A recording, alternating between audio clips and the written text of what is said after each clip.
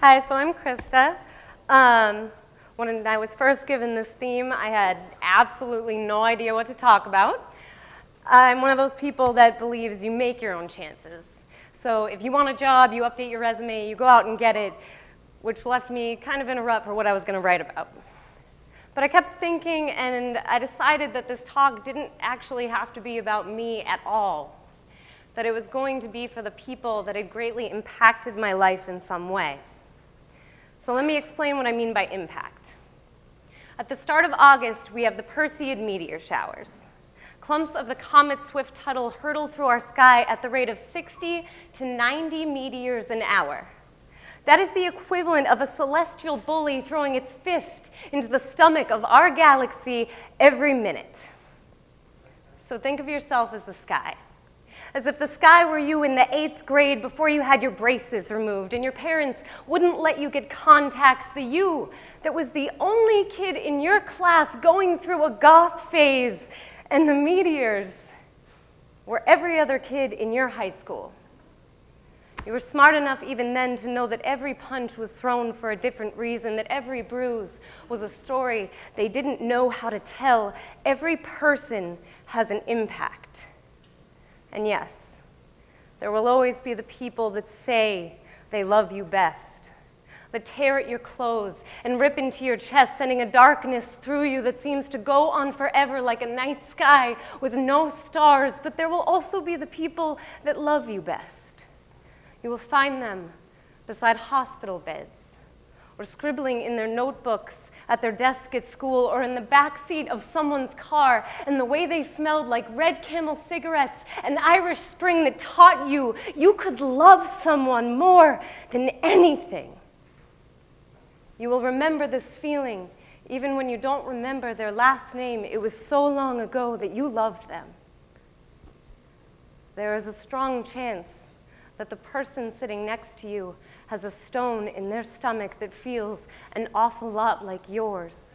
It hurts like a bruise sometimes, like someone hit them so hard they broke apart and the pieces had nowhere to go. But all across the universe, memories of people, comets streaking by at 4 a.m., every one of them could change you, could hit you straight across the jaw and leave a tenderness you hope will never heal. These poems are for the people that have drastically changed the way I view the world. This first piece is called Starfish, or Estrela do Mar, in 13 parts. 1. Last night, she swallowed a starfish. 2. You taste like rotting meat. 3. I find myself quietly humming the national anthem. Unlike my Portuguese neighbor, every time she preps for her citizenship hearing, at the top of her stereo lungs, turned to the last click, she sings 2 songs. The one that spills from my lips to the carpet, and Welcome to the Jungle in a rasp. Tired from explaining, she walks 3 miles to work every morning, refuses my ride because it feels wrong to make freedom feel easy. 4. The starfish has a mouth in the center of its belly. It eats to feed growing fingers. 5. Unless I am sweaty and on top of someone, I hate anything that resembles yoga. Throwing up gives you the same abdominal muscles. You've been gone since autumn pulled you from my branches. 6. One day I took my trash out and found my neighbor's father standing in the doorway. His eyes were bleeding America in broken anthems, tells me I've been a good neighbor. Wants to apologize for never saying thank you when I held the door open. Didn't understand how I could walk through freedom with so much ownership. On their last day in a country I never sang for like that, he walked her home in 4-stripe Adidas 7.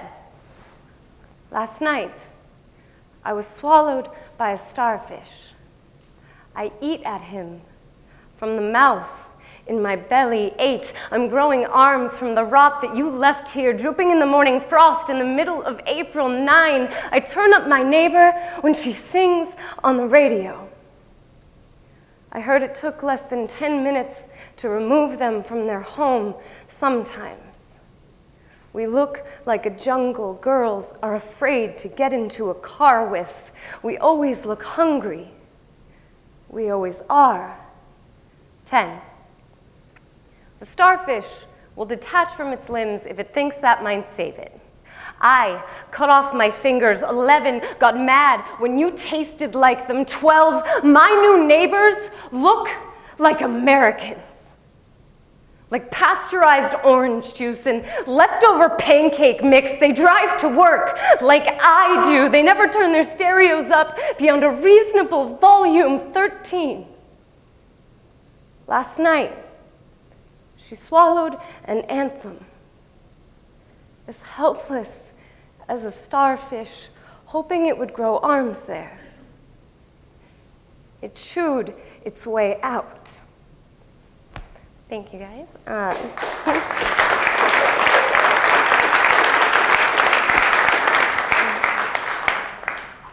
This next piece is called Scarecrow.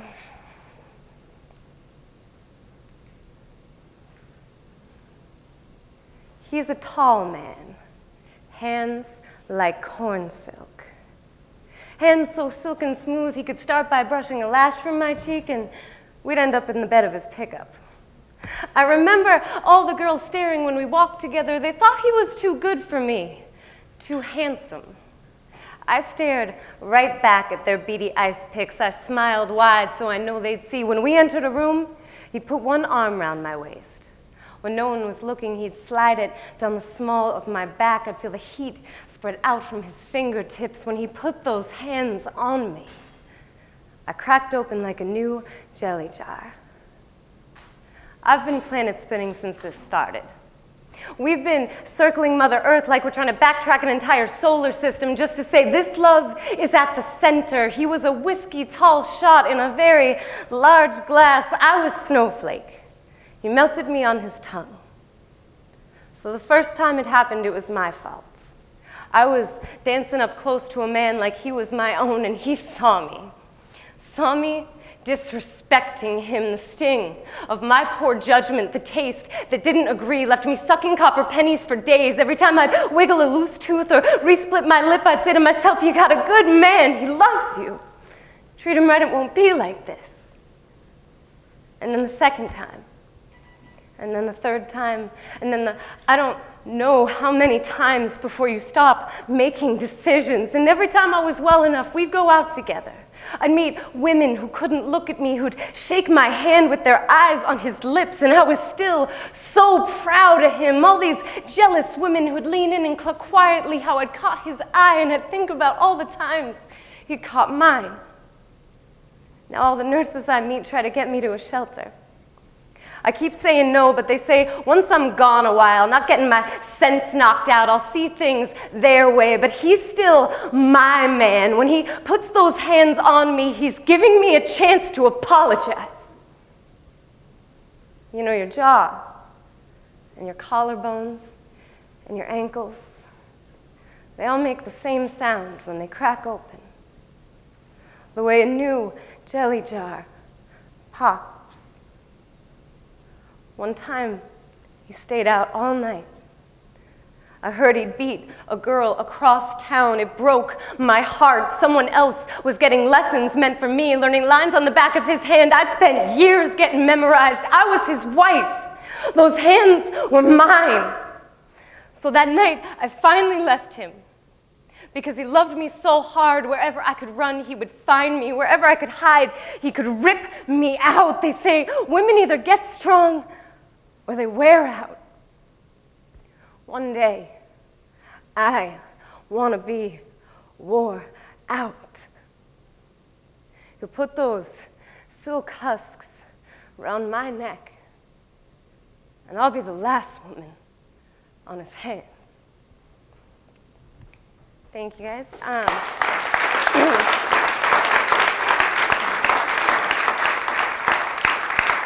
That piece was written for a good friend of mine who is an advocate for women's shelters and used to go sit with them at the courthouses.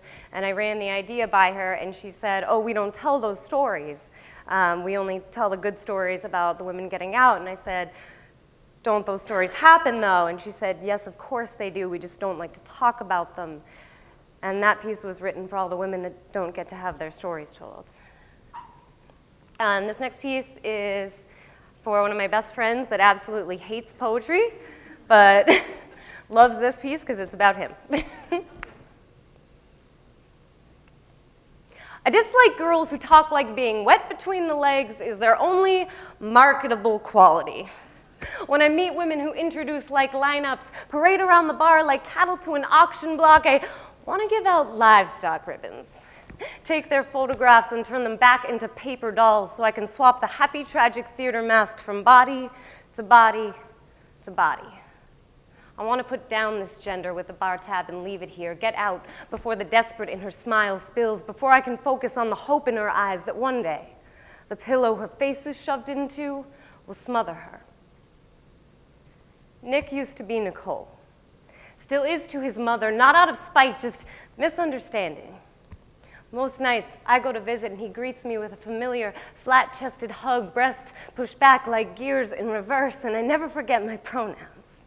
Which is tough, because see, I've known Nick since she carried my groceries, held open doors, was already unzipping her hoodie before I realized I was shivering, smelled soft like me, but Nicole, she was a gentleman even then. Poets can summarize about the pride of femininity bleeding freely from between our knees, but I always think about Nick, panic-stricken each month. Will you buy me tampons? And I buy him tampons, and we don't talk about it. He's been stuck paying alimony to a gender he divorced years ago, right from the first time we had sex with the parts he should have been born with. It wasn't our first time, it was his first time. There was a look in his eyes like he just figured out thermodynamics, anti-gravity, and E equals this is who I was supposed to have been. From my girlfriend to my boyfriend to just my friend, we have been just friends for years now. He grew his leg hair longer than his hair. He walked until his hips no longer carried a sway to them, but some nights, when I come to visit and the ace bandages are on the floor and the sound is coming from the scared boy huddled next to him, I do not walk, I run. I hold him while he begs me to just let him cut them off, kitchen blade, from breast to throat to breast again. He says he can't be a man because he still goes by Dyke to make other people more comfortable. He says he can't be a man because times like these, and he still breaks like a little girl. I tell him all men do. And I tell him that he has every part of a man I'd ever admired, and he smiles. And we talk about all the men in our lives who should have been all the good parts but weren't, until I am bittersweet smiling too, because see, he never treated me like I was only worth the heat between my legs. That is a man.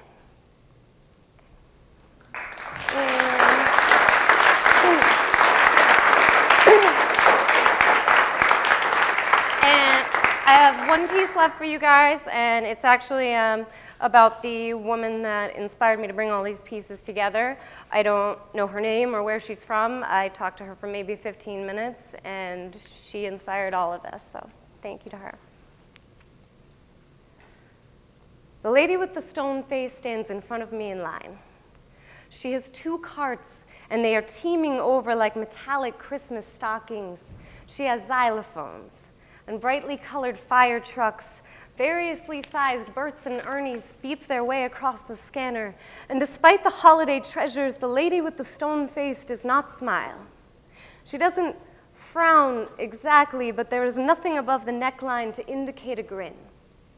She doesn't even raise an eyebrow when the total on the screen reaches several hundreds of dollars, but keeps passing painted trains and sparkly Disney-themed dresses to the man behind the counter. I realize that for 5 minutes, I've been staring. but the gravel running through her jaw looks as if it is trying to pass its way through a steel sieve. The lady with the stone face hands over her credit card, and the skin around her mouth pulls back as if it is trying to run away from something. She asks if there is anyone to help her to her car.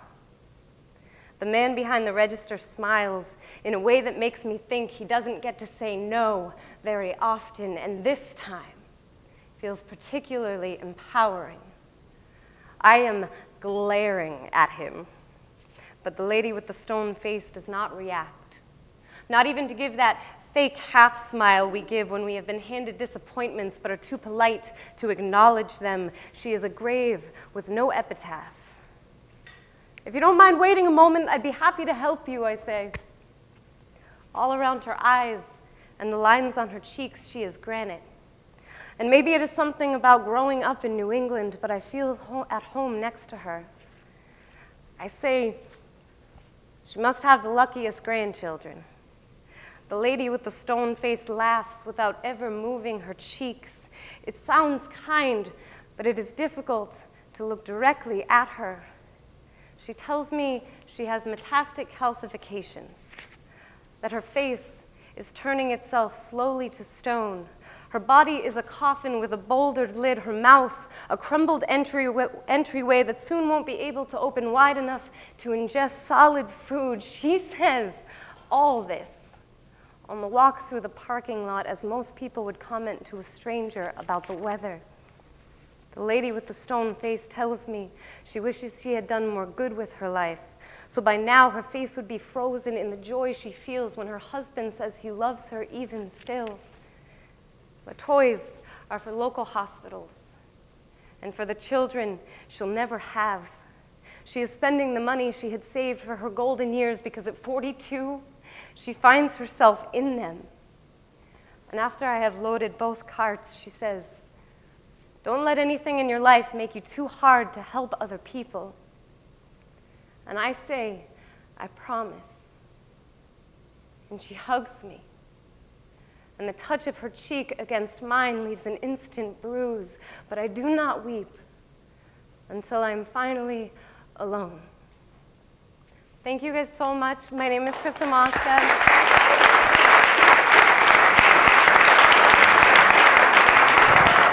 The last thing, I want to say one more thing, just one. Listen to everyone here closely. Everything we're doing here and that you put together is vital, and every person has